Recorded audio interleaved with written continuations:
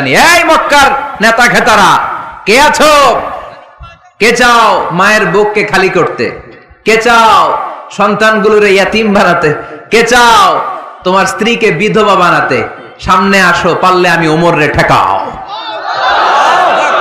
ওমরে ফারুক দাঁড়ালেন, দাঁড়িয়ে তাকবীর শুরু করলেন, আল্লাহু আকবার, আল্লাহু আকবার, আল্লাহু আকবার। এক একটা স্লোগানে মক্কার মরুজমিন সেদিন থার থার করে কেঁপেছে। ইতিহাস সাক্ষী, আবু জাহেল, উতবা, সাইবা এই আল্লাহু আকবার স্লোগান আর শুনে নাই। হঠাৎ ভাবলো ঘটনা কি, কার এত সাহস আমার নির্বাচনী এলাকায় আল্লাহু আকবার নামে স্লোগান দেয়।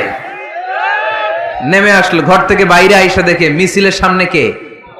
ওমর রে দেখে দিছে একদম।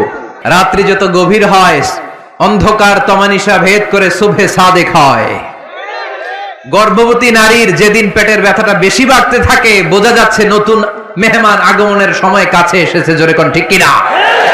তেমনি মুমিনের জীবনে দুঃখ, কষ্ট, বিপদ যদি আসে, বুঝতে হবে সুদিন, ভালো দিন, কল্যাণের দিন সামনে অপেক্ষা করছে। চিল্লায় বলেন ঠিক কিনা?